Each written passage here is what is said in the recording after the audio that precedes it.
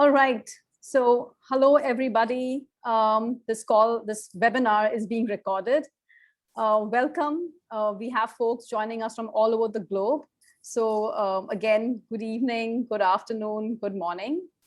A quick introduction to me. I'm Shilpa.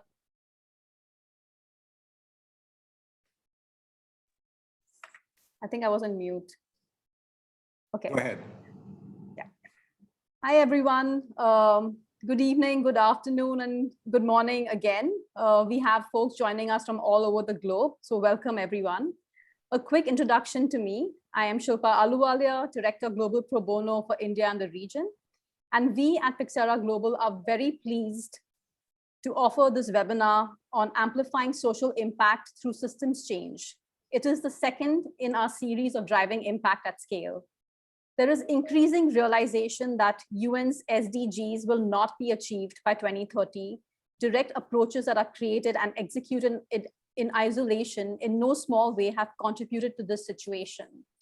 The need of the hour, and this has been reinforced in the pandemic, is to adopt non-linear approaches to combating social problems through the lens of systems change.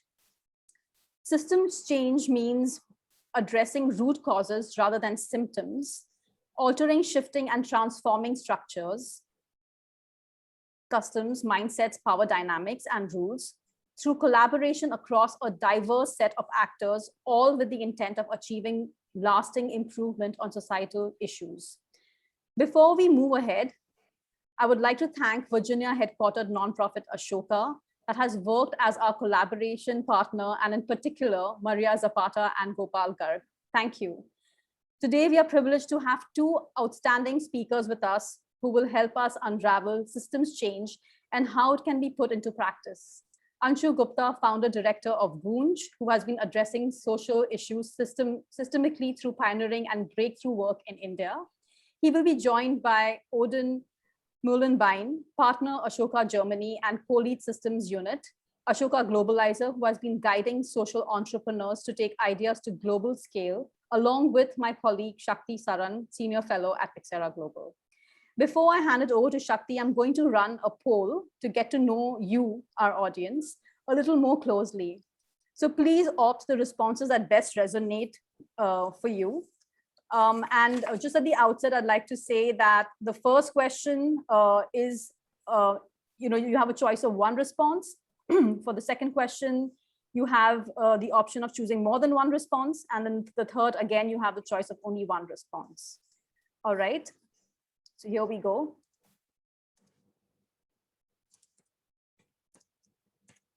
All right, so the first question that we have is to know a little more closely on who we have as an audience is for you to tell us your background. If you're from the social sector, private sector, government, others. You could be from a university, an independent professional, a healthcare worker.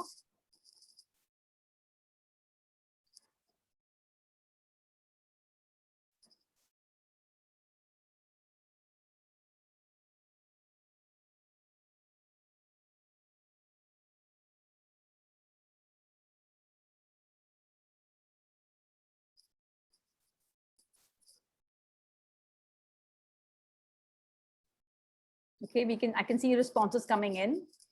The second question is to choose an option which reflects your perception of the word systems. And this is a multiple choice question. So is it an organism, a social phenomenon, an organization, any group of distinct and interrelated parts or patterns, or all of the above?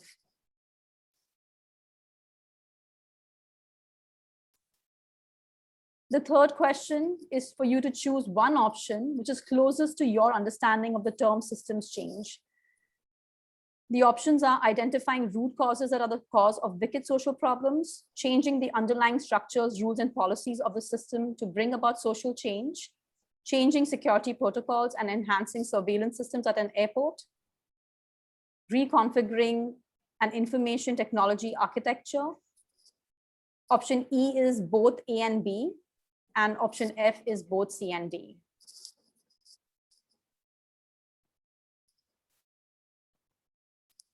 We still have responses coming in, so I'm going to give it another minute.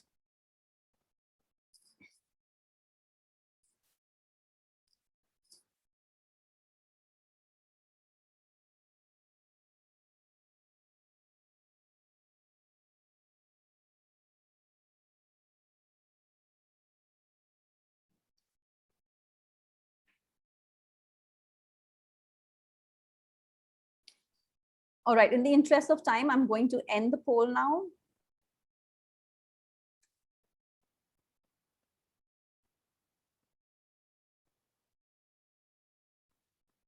So we have, for the first question about your background and where our audiences come from, we have about 64% from the social sector, 12% from the private sector, and about 24% who form the others, which is university, independent professionals, healthcare workers, householders, etc. The second question, to choose an option which reflects your perception of the word systems, we have, and this was a multiple choice question, we have 21% saying an organism, we have 24% saying a social phenomenon, 9% saying an organization, and 18% saying any group of distinct and interrelated parts or patterns. And finally, for the last question, where you're choosing an option which is closest to your understanding of the term systems change, we have 82% saying it's identifying root causes that are the cause of wicked social problems and changing the underlying structures, rules, and policies of the system to bring about social change. And here you can see the results. So with this, Shakti, I'm handing it over to you. Thank you very much, Shilpa. Hello, everyone. And depending upon which part of the world you are in, good evening, good afternoon, good morning to all of you. I just wanted to, firstly, thank everyone for being here today. It's really a pleasure to, to have you as part of this webinar, and a special thanks to our speakers, Anshu Gupta and Odin Muhlenbein, who've taken time out, to be with us here in the webinar today. This topic of systems change has gained a lot of significance during the pandemic. Yeah, the pandemic has brought to the surface the realization, that all of us are really wired to connect, both biologically and neurologically, with not only with each other, but also with our planet. Yeah, it is this realization, that is the basis of systems change. Yeah, systems thinking is really, bringing, is the science behind, these interrelationships and connections that we have with each other and with our planet. And what we're trying to do here today is to bring systems change into the spotlight, to see how it can be a method for, addressing root causes, for addressing, key social problems that we are facing today in the planet and globally. Yeah, so we have a fairly packed schedule today. I'm going to start this conversation with both Anshu and Odin, and I will be in conversation with them for about 35 minutes, and thereafter we're going to open this up for for questions to our audience. So let me just begin by begin with you, Anshu, with a question, and that you are being recognized as India's cloth man, and I know you've done some phenomenal work at Gunj, the NGO that you founded. But what we've also seen is that over the years, you have diversified into very many thematic areas. And in a way such that your organization is kind of resembling a microcosm of the United Nations Sustainable Development Goals. So what really prompted you to, to branch out and diversify? So one thing I think important, Shakti, about this is that it is, and it has been a misconception that we are in the business of collecting and distributing clothes. We don't do that, right? I mean, that was an entry point, and it remains an important work, and it will always remain an important work, because it actually highlights the very, very basic of the non-issues which are troubling the people, right? So, I mean, if you talk about clothing also, 3 basic needs: food, cloth, and shelter. First visible sign of poverty, upper caste, lower caste, rich, poor, whatever, right, is a piece of cloth. But even you talk about SDGs today and the MDGs, you have 150 issues, from, say, domestic violence to global warming, and now pandemic and, displacement.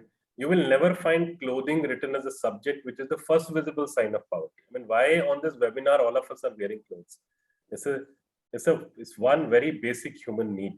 Okay, so I think for us it has been a metaphor. It has been a symbol also, which is highlighting the issues of the non-issues, which we don't address, which we don't consider issues. And that we were also the first people to talk about the menstrual hygiene or health issue, and again with the small piece of cloth.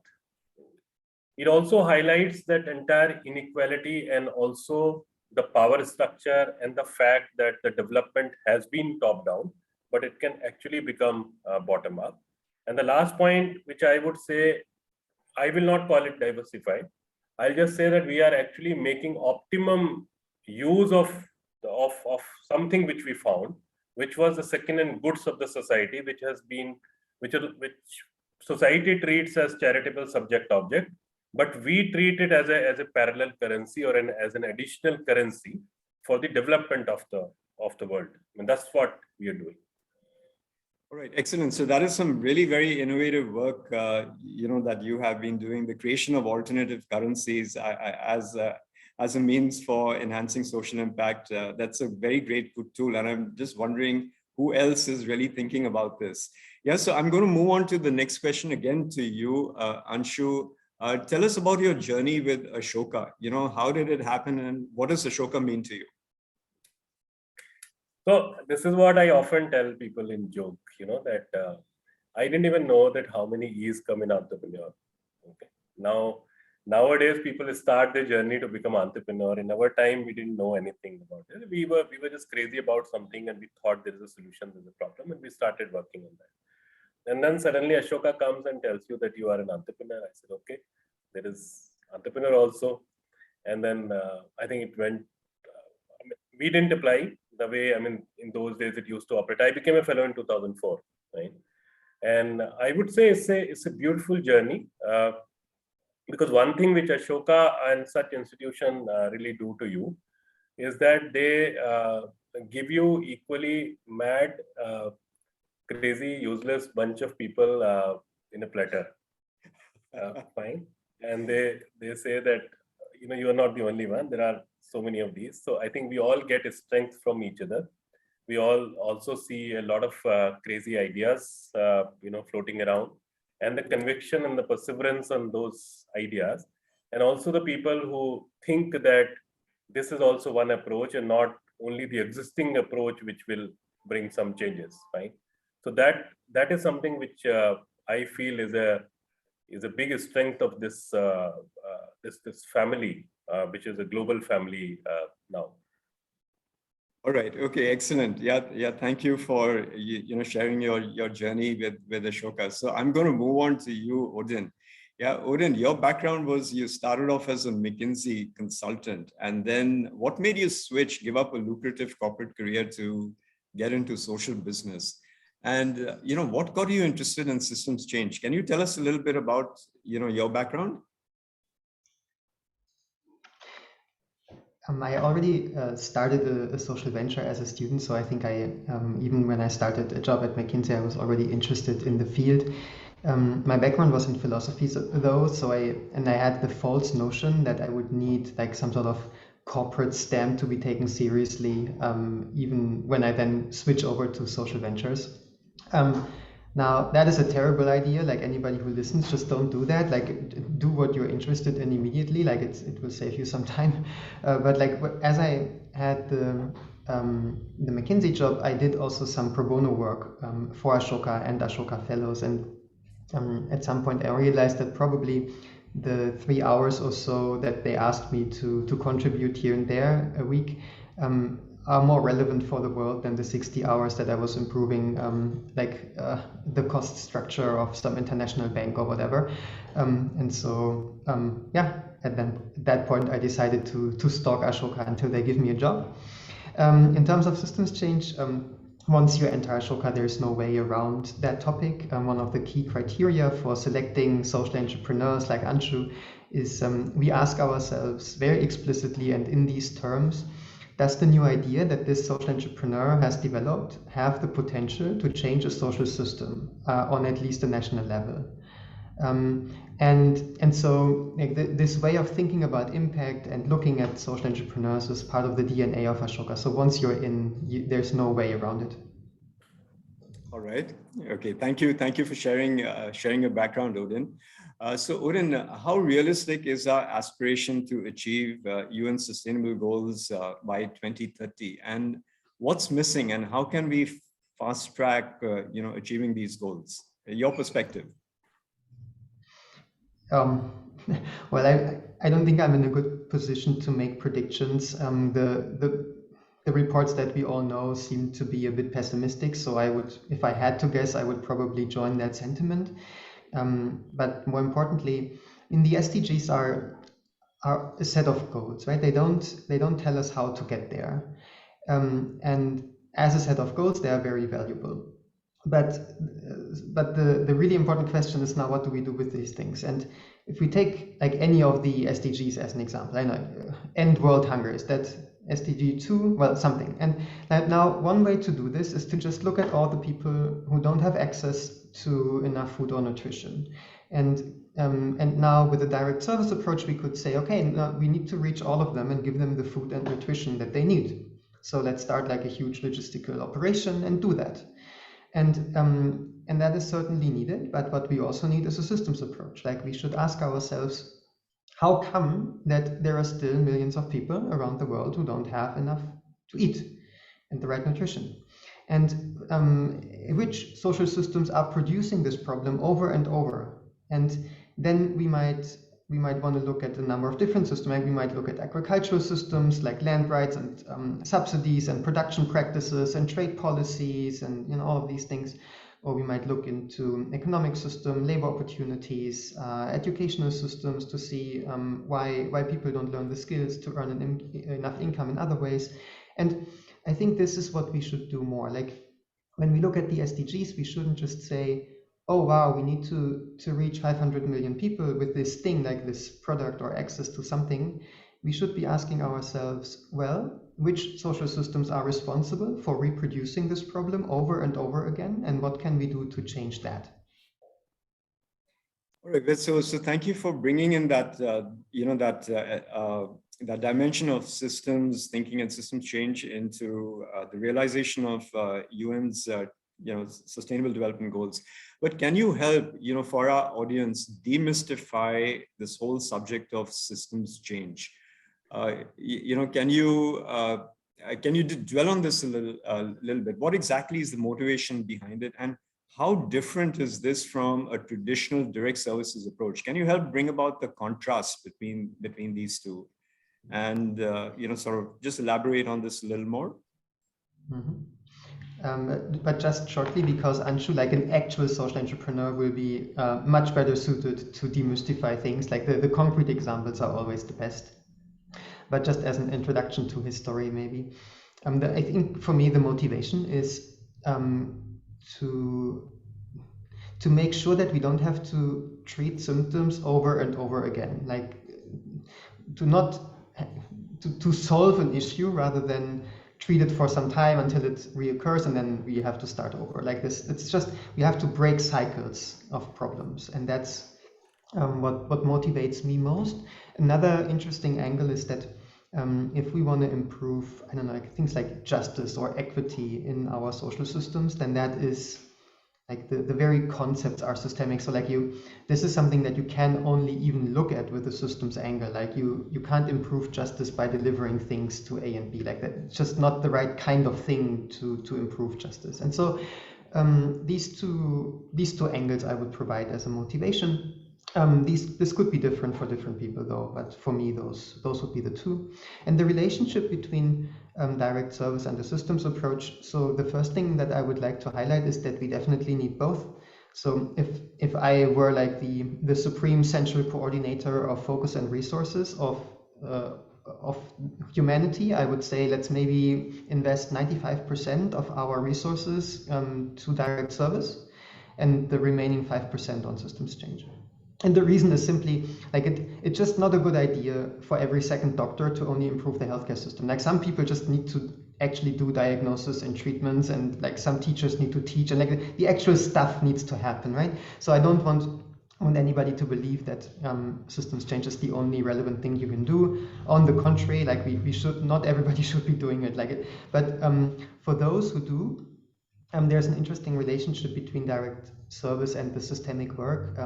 At the strategy program that I work for, we have this mantra, do as much direct service as needed and as little as possible. And so how much do you need? Well, it depends on the type of systems change you want to do. Like maybe you need a lab to improve your model so that you can share it with others. Maybe you need a showroom so that others can see how the model works. Maybe you need credibility so you can do policy work or consult international agencies. Maybe you need the right contact. So like do whatever you need on the scope you need to do it in order to then be able to do the systemic work.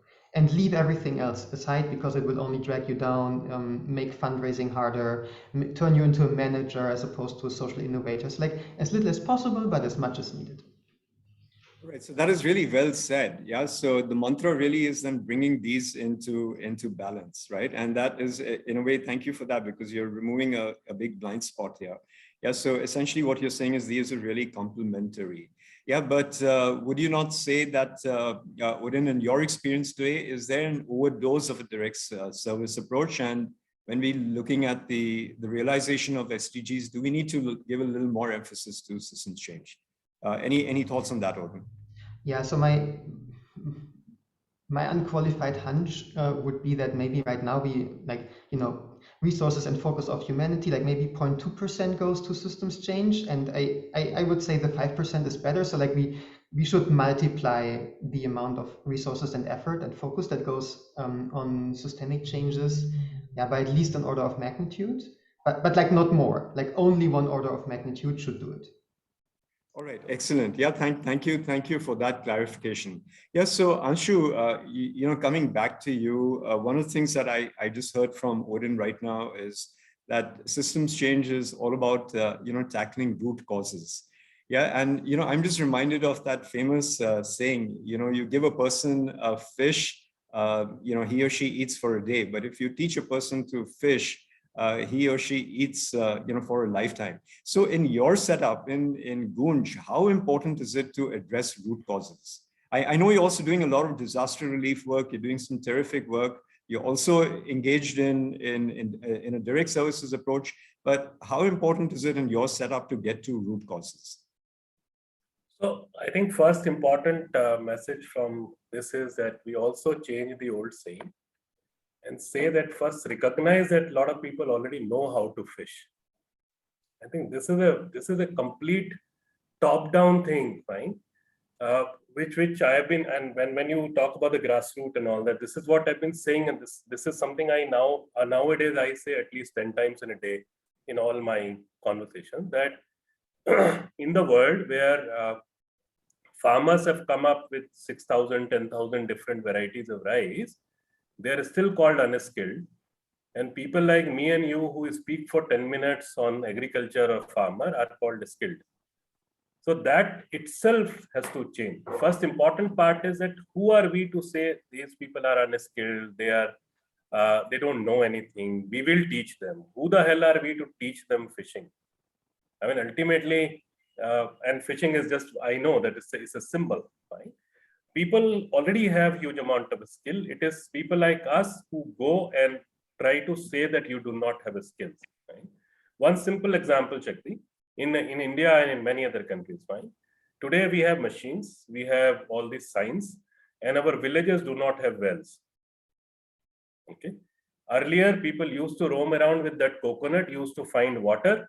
When the coconut used to move, people like us used to laugh because the belief system of the people who do not wear good clothes, and I decide which is good cloth. Okay, we don't even leave that in the hands of people. Right. So the belief system of that is called superstition by people like us, and maybe that is the reason we are not able to achieve a lot or a lot of things. I mean, SDG for me, it was absolutely impossible to achieve that. It is still absolutely impossible to achieve that. And after 2 years of this entire pandemic, which has failed the world, which is, I would say that the world is completely naked now because a whole lot of plannings and big things failed. We are still not sitting together and saying that SDGs need to change. I mean, how do you really change SDGs which are not relevant for us right now? We need to wear a different lens and listen to the people, who are going to be affected and for whom we are all are trying to work with all the good intentions. But one very simple point, do we make the grassroots a stakeholder in all our planning and all our processes and all our work, or we are just happy to call them beneficiary and call ourselves the skilled or the planner or the donor or whatever? That lens has to change, not only that language. Correct. Yeah. So what you're saying is basically this can't be, we can't approach the social sector, the development challenges in a condescending way. We essentially, everyone is a stakeholder. So that term beneficiary itself is, is something that I think we can easily do away with. Yeah, I think, and I like your suggestion of calling people stakeholders rather than beneficiaries. And even your point about, skilled and unskilled is who's in, from what lens are we creating that kind of a value judgment? Yes, so very pertinent, and thank you for that. So sticking on to you, Anshu, I remember, when I met you, and even I've heard you speak, that Gunj is, the word Gunj is a Hindi word, and it means an echo. Yeah, it's an idea, and you've created that as an idea, like a wave, and I know that right now, most of your focus, most of the work that you're doing is in India. But how relevant is your work, for people outside of India? What can people, leverage from the work that Gunj is doing in India to issues that, that exist at a global level or at a regional level? Any thoughts on that, Anshu? So first, I'll spend half a minute in the earlier one because the beneficiary part is very important for me. I always feel, Shakti, that, when people like us give time, we are donor. When the communities give time, they are beneficiaries. When people like us create opportunities, okay, so we create opportunities and we are called donor or giver or doer. And when the communities create opportunities and let us enter in their area and start working, they are still called beneficiaries. So in any case, this entire dynamics need to change. Right, and with this lens, all our work is 100% relevant to the larger world, fine, and not only to the so-called underdeveloped or developing nations, but also to the so-called developed nation. I think that myth also must have been broken after the COVID. Who is developed and who is not? I think most of the villages which are not developed, they manage COVID much better than the most developed places. So that myth certainly must have broken. Our model is very simple. What we are saying is that the work needs to be dignified. You have to have the lens of dignity, because every single person on this earth is born with dignity. Dignity is not something we give to people. Dignity is something which people have. Either we take it away or we maintain. So that development work has to change the lens. Correct. Second important part, that the money is not the only currency. You have second-hand goods and a whole lot of other things, skill, everything is a currency. And the barter economy is one of the best economy, because that also makes people a stakeholder. So the entire dependency on the money is wrong. And that's what we have done, to be honest. Like last year, we dealt with almost 10 million kgs of material, new and old. Cloth, utensil, footwear, furniture, to ration, to whatever, ultimately is a currency for rural developments. You work and you receive material. So that's how the barter happens. That's how the dignified giving happens, dignified taking happens. And that's how you find additional resources to do something good. So I would say that almost every single economy can pick up a part of it and apply it there. In any case, Shakti, we all need to really kill the mosquito instead of treating malaria. I think that's the big problem what all of us do. How do you really go to the root cause, which in India, I would say is, or not only in India, across the globe, I would say that work more in the rural parts of the world than the urban parts of the world, so that the forced migration does not happen. And that's absolutely relevant for the entire world. All right, excellent. I think the world has a lot to learn from you and the work that your team has done at Gunj, because I see you as one of the most innovative social enterprises or NGOs, by whatever name call that that I have come across. Yes, so thank you for sharing those insights, Anshu. Udin, coming back to you, how does one create a coalition for systems change? Yeah, what are the leadership principles that we should be adopting, and which ones do we have to unlearn? Yeah, this is in the context of what you said, that we need to amplify this the spotlight on on systems change. It's not either or, but on system change, how do we amplify that spotlight? And maybe first, what should we not do? So the great Daniela Papi Thornton coined this term Heropreneurship. So the idea that like the social entrepreneur, the founder is the hero, like they have the idea, they make it happen, they tackle the problem. And I think that is the image we need to move away from. A better metaphor is provided by another great Indian social entrepreneur called Jurubili Moria. Founder of Aflatun, Child Youth Finance, etc. And she summarizes it as a set of practices or tactics. And they all start with C, so they're easy to remember. It's you need to convene, you need to connect, co-create, celebrate, and calibrate.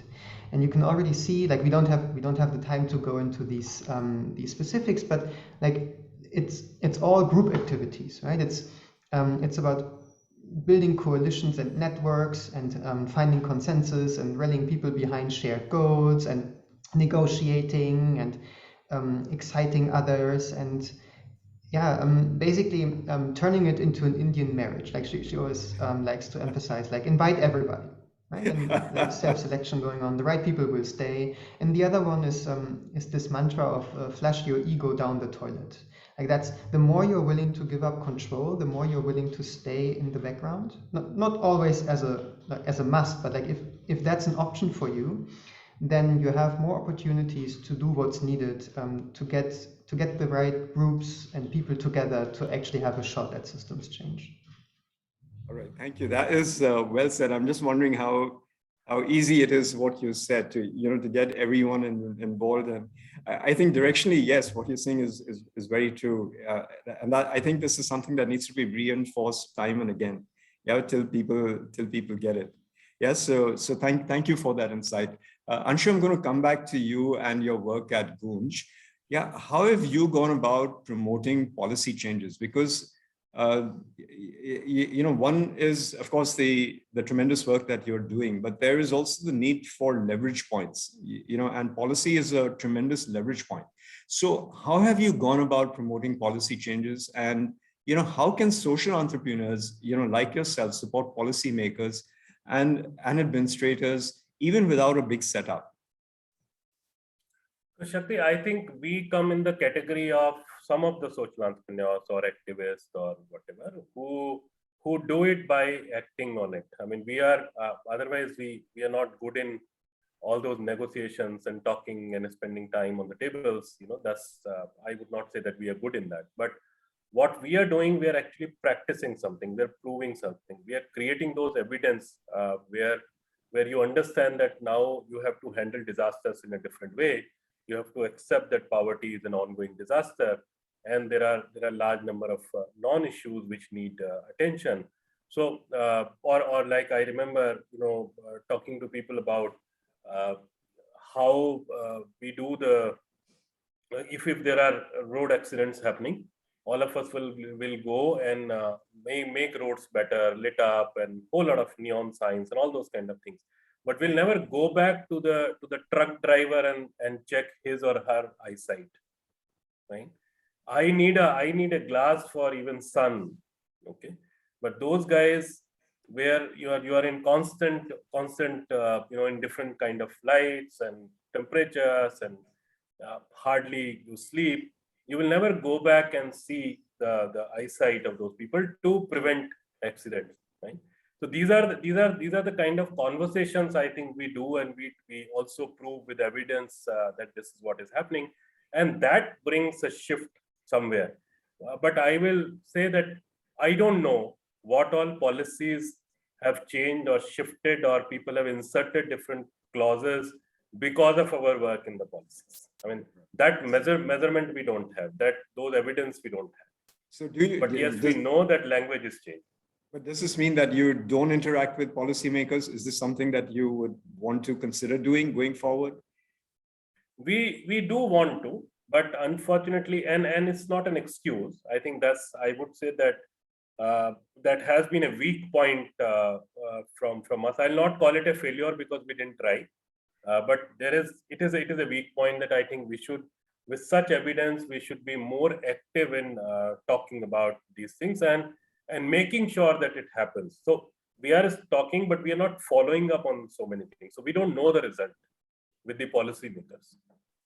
All right. Yeah. So, Anshu, another question for you. You know, Gandhiji said that be the change you wish to see in the world. Yeah. So, what is the relationship between systems change and individual self-transformation in your experience? I mean, first, very important part is that you have to work on yourself. Okay. I mean, as I said, you know, that I just gave you an example that when I give time, I am a donor, but when the community gives time, the community is still a beneficiary. Okay. How do I change myself in understanding it better? How do I listen more? How do I make sure that all my arrogance, which I must have got from the best possible universities where I was privileged to study, or the network where I roam around, or the conferences which I address or attend, how do I really remove that arrogance?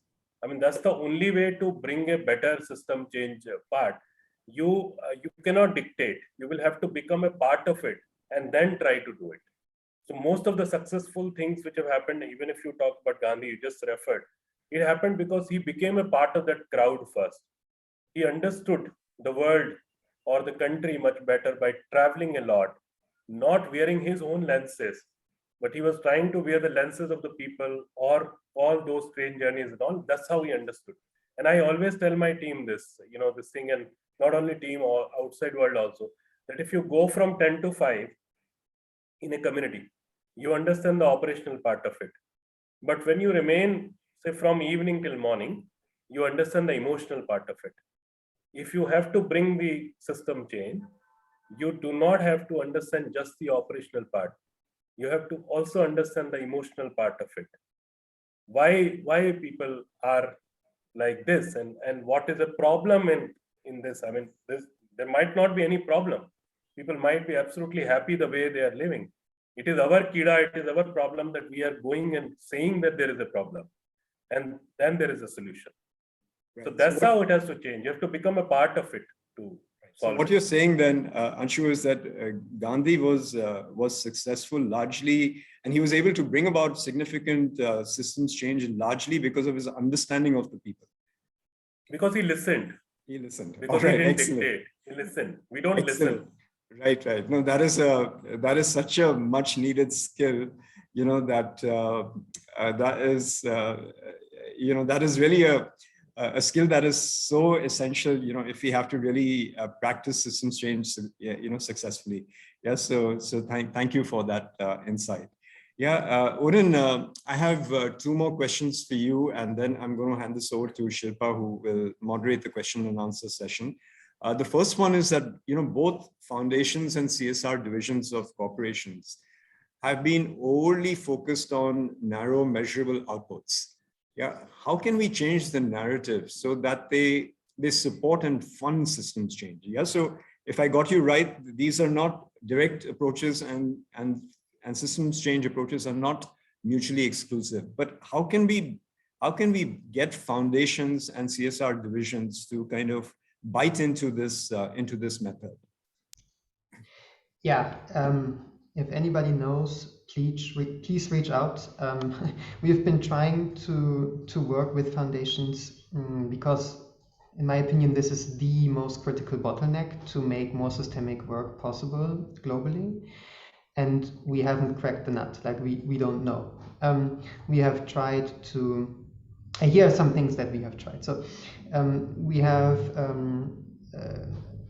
in the beginning of last year, published a report called Embracing Complexity, not just Ashoka, but all the big networks like the Skoll Foundation, the Schwab Foundation, Echoing Green, McKinsey, everybody, including Co-Impact, which is arguably the first and only really big systems change fund. They provide $500 million. And basically, we all believe the same thing. Like in that report, we just describe how systems change funding should look like, and we agree on everything. Like we first thought we can only publish a 2-page document because we might disagree on some of the details. No, we agree on all of the details. Like it's an 80-page report that says nothing new. It just repeats what everybody has already been publishing under their own logo, just with all the logos together in one place. And still nobody does it. And we haven't quite figured out why that is. There's a big consensus how it should look like. And if you can find out how to motivate people to actually do it, really let us know. Some other ideas, we are offering things like a program called Investors in Change, where we handhold like change makers and leadership people in these organizations to do the first steps, to start experimenting. We are creating platforms for philanthropic experiments so they can do the experiments not inside their own organizations, but outside, which we might make it easier. Right. But really, we haven't figured it out. And for the companies, yes, I would like to see systemic CSR as a new approach. I'm not sure why they don't do it. Like again, I think they're just not aware what they could achieve if they just think about impact differently and were like a little bit more creative. Like, I mean, for the really impactful stuff, you don't even need money. Like you can become a guinea pig to test out new social innovations. You have access to your suppliers and customers. You have credibility in certain topic areas. You have convening power. You have a status as a big employer. You can use so many things, but they just don't. And I have no clue why. All right. So what you're saying is it's a journey ahead. Hopefully, it's not a very long journey, but and I hope that a webinar like this is one step in that journey to create awareness. So that's why we're really doing this webinar here. Odin, the final question for you, and it's related to what you just said, but this goes beyond foundations and CSR divisions of corporations. Yeah, what in your view is the future of systems thinking and systems change, and what really needs to be done for this field to gain critical mass? Well, here are a couple of things that we are actively working on, and I'm sure that more needs to be done, but this is what we have in terms of projects. So the first thing is, I mean, there's such great research in system science and thinking, but we need to make it applicable to practitioners in the social sector. Like it needs to be usable, right? It needs to work for a strategy process. People need to immediately understand it, and etc. So that's what we try to do in our accelerator program. We take the great tools of, the Donella Meadows and the Bertalanffys and all the great systems thinkers that have come before us, and we just simplify, streamline, etc., so that we can actually make use of it. And then we make these things available. So we are going to publish a systems change masterclass, like a free online course, 7 modules that make all of our thinking and process openly available under Creative Commons licenses, so everybody can take it and improve it and adjust it to their context. I believe more intermediaries should adopt these approaches, like incubators, accelerator programs. And again, Ashoka has publications on how that can look like, so you don't even have to invent anything. You can just take existing best practices. This is really easy, not rocket science at all. It's just a few practical changes. And then crucially, as I already said, the donors need to come on board with this. Like as long as, like, the tragedy of our program is still in many cases that fellows like 2 years later say everybody loves our strategy, nobody has money for it, and that's just ridiculous. I mean, we need more people who want to read systemic change strategies, who have funds for it, and to really know how to evaluate these things and support them. Excellent. Well, thank you both for for sharing your insights. These have been extremely useful, and it gives us a lot to reflect on. And I completely agree with you, Odin, that there's the need for us to disseminate all of this, all the resources under Creative Commons. Yeah, in many cases, people are just simply not aware. and I think that is really the task, ahead of us for everyone, for all of us who are on this webinar, for like-minded people. That's the journey that we need to embark on. So with this, I'm going to now hand this over to my colleague Shilpa. I also wanted to say, Odin, that you made a mention of Jeru Bilamoria, that my colleague Shilpa has actually worked with her when she started Childline in India. So she was part of her setup, and so Jeru is a very familiar name for us. Yeah, so I'm now going to hand this over to Shilpa. Shilpa, over to you to moderate the Q&A session. Thank you, Shakti, and it's been a really insightful and enlightening discussion. There are a number of questions, so I think I'm just going to go straight for that. The first question is for Anshu. Anshu, are there ways of ensuring that system change does not produce significant negative social impacts? As Odin said, don't insist on that, and spend a small chunk of this in this process. The other larger thing, let it happen as it is. And it will not have negative impact if you listen to people and do what people actually want. Negative impact of anything happens when it is a top-down thing, that you go and think that you have to fulfill this need and make toilets because you think it's a need, without understanding that there is no water. Right? Some of us have been arguing this in many of these forums, that I believe now the time has come that in many cases, more than the need, start working on the want of people. When I work so much on my want, why am I forcing people to work on the need part only? That need is defined by me, that want is defined by that person. So we can examine that, but it's not that everything which I do will, which I think is needed there. So if you listen and if you make people a stakeholder, they will not do bad for themselves. Right. But if it is a top-down, then obviously there are chances of some part of it going bad too. Thank you for that response, Anshu. Odin, there is someone who's asking for you to repeat the valuable mantra that you shared early on in your presentation. Here are the mantras that we use at Globalizer, and this is not just a joke. Like, we ask people to print it out, put it on their bathroom mirror, and repeat every evening for the 12 weeks that our program lasts. So, like, first, aim for systems change. Second, focus on indirect impact. Third, give up control. And under this giving up control is like only as much direct service as needed and as little direct service as possible. Thank you. And then there is, Anshu, for you, there is a question about, is it possible, would it be okay if we use the term partners rather than beneficiaries? Do you have any thoughts on that? Yeah, anything, anytime you just stop using beneficiary and donor and use a word which talks about the equal participation. And Shilpa, this is an exercise which we have done personally in many of these conferences and now webinars. If you ask someone to come on the stage and talk about donor and beneficiary for 5 minutes by using hands, every single time people actually do like this: donor, beneficiary, and then go in the field and talk about equality. So until unless we understand that every single person is contributing something in that change process. If I am spending money, someone is spending, time, that person is also not going for the daily wages and becoming a part of it.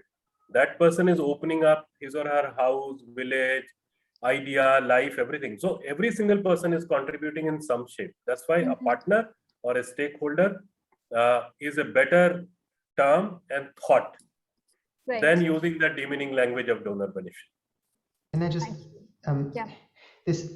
this can sound as if it's just I don't know, like a nicer Buddhist stance towards the world or the people you work with, or just a better way to communicate this is This is super fundamental. Like and this comes back to what Anshu said as a response to the previous question, how to avoid unintended consequences or bad unintended consequences.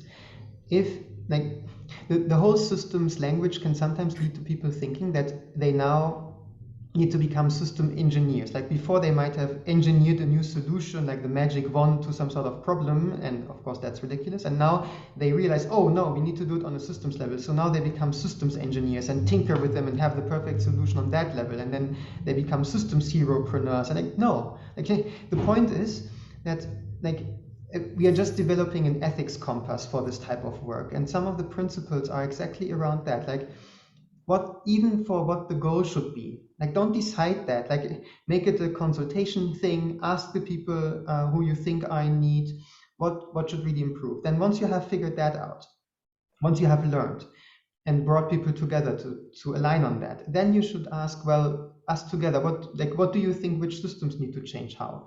Put people in charge, give them, like, it's, if you, and only do things that can be adopted by existing public structures, that can be taken over by the communities. Do things that only work if people actually join them. Because otherwise you always run the risk of building stuff that nobody actually wants, or that is just misleading or ill-construed because you didn't have the right insights, because you didn't involve the right people. This is way more than just like political correctness talk or something. Like it's, you really make it wrong. You do it wrong if you don't follow these principles. Thank you for adding on there, Odin. The next question is for either one of you can take it. The question is, what would you advise to mitigate resistance as a constraining factor to systems change? I will repeat myself, nothing else. I'm again saying, listen to the people and do whatever people want. Not only just, it is not about imposing agenda. And Shilpa, one thing which the world needs to understand, especially in this COVID era. I mean, obviously, as I'm saying, that there's nothing like post-COVID. It is all with COVID. Right. And all of us, because the consequences which are there, will have its own impact. We need to I was just thinking that even the way we have been thinking about system change, even that needs to change now with this new perspective. Even that needs to change, because it is a new world, and it is also the proof that the large part of the world unfortunately failed. Whatever we created with our best intentions and knowledge ultimately failed. I mean, the amount of people we have lost and the losses which have happened in life, there is something which needs to change. Right. So my answer to that again is that nothing wrong will happen if we listen, and we also accept our failure periodically, fine, if not instantly, so that we redo the button and we redo the programming and then become a part of it. And for sure, if you, again repeating myself, if you make people a stakeholder and if you listen to them more, whole lot of things, wrong things will not happen. And that will be called resistance will drop. Who will resist? Only there are, we put a blame on the community that the community is resisting, but the resistance ultimately happens within us, because even we do not want to change the way we have been working, despite failing many times in the same approaches. So resistance is actually here in system change, not with the community. Community is looking for something good, for sure. But it is us where we need to change. Let's not put the blame on the community in any case. Right. Odin, do you want to add to this response to the question? Exactly as Anshu said, like it depends on who is resisting for what reason, right? If the community is not taking part, then that's your problem. Like, then you haven't done your homework, you haven't engaged people in the right way, you haven't made yourself a servant leader of these communities. That's a sign that you made a mistake. If the resistance is from a small group of privileged elites who don't like whatever systems change you're fighting for, then you're on the right track.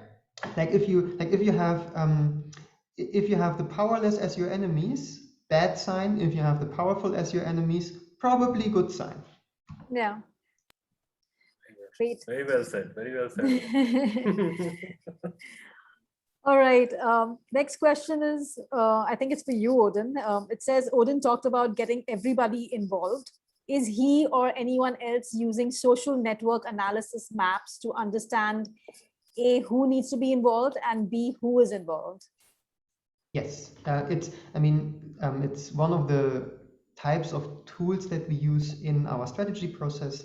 It's also one of the more approachable, because you don't need to draw fancy causal loop diagrams or it's relatively straightforward what you need to do for these types of exercises. And yes, highly recommended. It gives you, depending on which technique you use, you can just sit down with your team and get a quick overview of your understanding of an ecosystem in like a few hours, or you can do fancy digital techniques where with a snowball kind of approach, like you reach out to 100 people, those 100 reach out to another 100, and then you get a nice automatically created beautiful atlas of the area that you work in. But whatever you do, if you don't yet have some sort of map of the players that you need for your systems change and the people that should be involved, then that is definitely one of the things you should do in the beginning. Great. Thank you. I think we have time for some more questions. The next one is, when we speak about system change to drive amplified social change, shouldn't we also consider maximizing the impact of whatever interventions are involved? How does one determine the actual impact vis-a-vis the potential and have a mechanism of improving the efficacy therein? I can repeat the question if you'd like. When we speak about, I think Odin must have understood. Fine, so, Odin okay. can answer. So there are a number of conceptual and practical restraints here. So first of all, I think it is super important, even when we talk about changes on a systems level, to still consider efficiency. Yes, equity and justice and so on, that's the goal, but efficiency still has also a role to play. We shouldn't do any systemic changes. We should be the ones where we get the most bang for the buck. So that's a good stance to have. It's a good value to also consider. Now, we are dealing with complex social systems, which means that you can't predict these things. So even on a conception, just as a matter of principle, you just can't. You can make estimated guesses, you can have scenarios, you can still think about efficiency in some way, but the very straightforward expected value calculation, we are going to, with a 20% chance, reach 1 million people, and each of them, if we reach them, will have 2 years of education, and each year of education is worth $200. And so that will probably not work on a systems level, but that's fine. We just need to realize that we have to think a bit differently about efficiency on a systems level, but we should still be doing it. I see sometimes that all the qualitative narratives around systemic changes and involving the right people takes over completely and doesn't leave any room for efficiency considerations, and that I think is wrong too. Thank you, Odin. The next question is, I think both of you could maybe take a dig at it. Do we have a business case for corporates to see the benefits of systems change? Do you need an answer? Yes, I think somebody needs an answer. No. So I think, again, there are, what the development sector has been doing for decades. If we just go and spend time with them, not in the preaching and teaching and funding mode, but also in the learning mode, a huge amount of things are happening already. When we were not even calling it system change, right? When we were not even calling people entrepreneurs, people were working like that only. It's not that you start calling someone entrepreneur and that person start working in a different way. Those things exist. So we can certainly, not often, but we can certainly recommend some of these, models and all that, through our network. There are enough cases where if you just go and observe and spend time, you will find how things are operating. My answer to that, I mean, specifically, we can always recommend certain things for sure. There are enough cases in the world which have been working on the system change part, as I'm saying, before the word was invented. Yeah, and maybe just, I mean, systems change doesn't just mean societal changes towards more equity and justice, right? I mean, Uber is a systems change. It changes how the personal public transport system operates. We might not like it, but that's a systems change. Microsoft does a lot of lobbying around tech intellectual property policies. Those are systems changes. Very beneficial for those companies, for sure. There's a big business case for them. That's why they invest billions of dollars in advocacy and like public relations and all that stuff. That's how their business models are designed in some cases. Like their very existence, their platform nature indicates systemic changes. The thing is, when it comes to systemic changes that benefit society or the least privileged, then they just don't have an incentive to do it. You know, they could be doing it easily by leveraging their position in the system, their credibility, the things I mentioned before, but they don't, and I think in part because there's just nothing in it for them. And that's that's the logic that we have in capitalism anyway. Like, you know, whenever it doesn't positively affect your financial bottom line, then I mean, some are doing it for sure. We have great corporate partners at Ashoka, for example, like Boehringer Ingelheim and IKEA, and like great initiatives and projects. But ultimately, in many cases, it's just not worth it for them. Thank you. And there is another question. I feel like it's related because the question is, do corporates have the capacity to plan and implement a systems approach to CSR? I think going by both of your responses, I would say, yes, they do have the plan and capacity to, you know, they can do this and they can implement a systems approach. But like you said, Odin, it's up to them. If they see benefit in it for themselves, they'll do it. And if they don't, they don't. And I will add that it is again mosquito versus malaria. That, you know, you want to solve the problem around your office, or you want to really be a part of the things from where the root cause is. Fine. Now that will give you a little bit slow result, maybe comparatively lesser numbers, but it will actually solve the problem. And in CSR, you can do that. It is a wrong interpretation of the law where you think that within the range of 50 kilometers you have to do it. And a large number of people are not reading the law in that way, and they're doing wonderful work, and they are reaching out to kill the mosquitoes at the end of the day. So it is possible for sure. Yeah, and sometimes what we see our more successful corporate partnerships do is they don't think about it as CSR. Like Boehringer Ingelheim, for example, the projects we do with them, the strategy department is overseeing them, and they do this to understand the markets of the future. They want to be in touch with the local innovators. They want to co-create like healthcare systems on the ground in new markets to see what's going on, to get in touch with the partners before their competitors can. So you can use it as a competitive advantage play, but in order to do that, you need to think about it very strategically and probably not in terms of a CSR activity.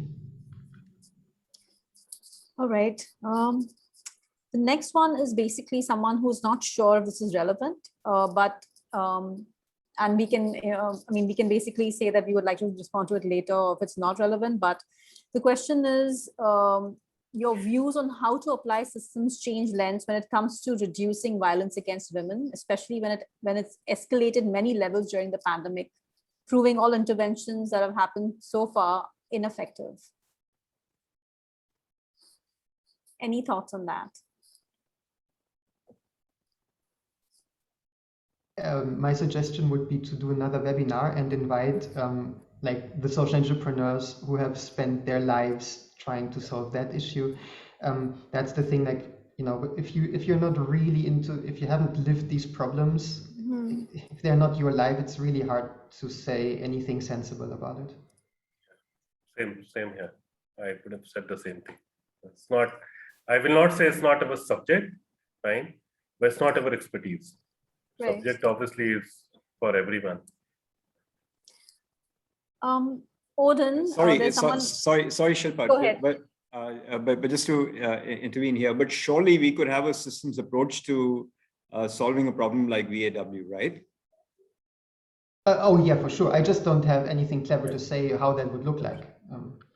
Right. Yeah, but this doesn't mean that you can't have you can't adopt an approach, a systems change approach to a problem, like violence against women.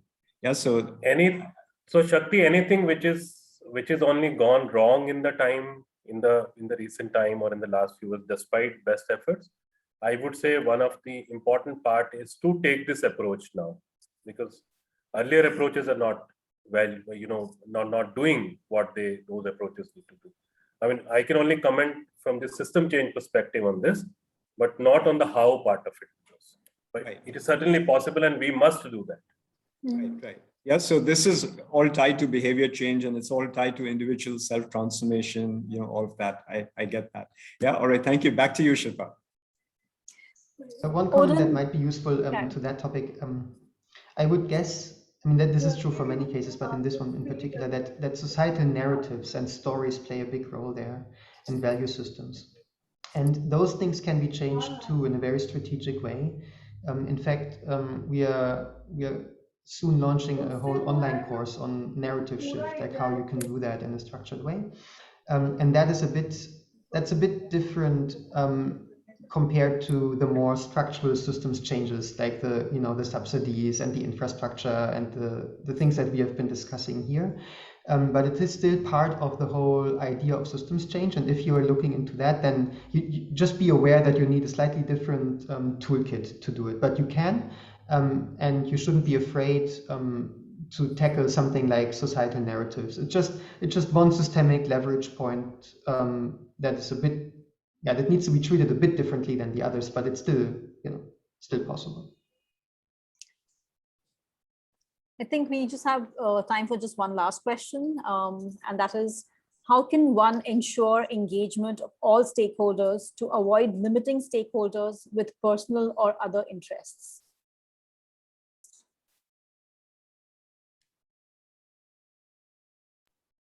By valuing each one of them, by understanding that it's a co-creation. All of us, as we always say that doing good is a collective responsibility. Mm-hmm. I mean, if we understand that every stakeholder will bring something, and there is nothing which is more valuable than something, every single thing has its own value system. I think that's the only way of doing it. But ultimately, it is a power game also. So the moment a powerful person gets a chance, will use his or her power or arrogance to take a bigger chunk of it. That's how it operates. So I think we cannot operate in the idealism part of it. Practically, some people will use this approach by treating everyone as a stakeholder, and some people will not. I mean, a lot of it depends on the people who are doing it. I would say this is a very personal trait also. I don't know if there is a formula for doing it. Right. But you can also come back to this to the Jaru saying with the Indian marriage, right? You still invite the grumpy uncle that you don't like because it's part of the deal, and you know that. And the grumpy uncle still has an important role to play, because if the grumpy uncle that might be a bit difficult to manage during the event itself wasn't there, then everybody would complain that the family wasn't together, that an important voice was missing, etc. So just don't even think along those lines. Like if your network analysis showed that there's a grumpy uncle, that there's an important voice, you have to invite that person. Full stop. Like don't even discuss this thing. Right. So in Indian marriages, is actually a lot of people bring in relatives or friends, people who had rifts before, and it's a very good occasion to heal wounds. You have to bring people, with whom you've had differences before. So very often in India, people use marriages, as an occasion to kind of bring about that reconciliation. And to get new wounds also.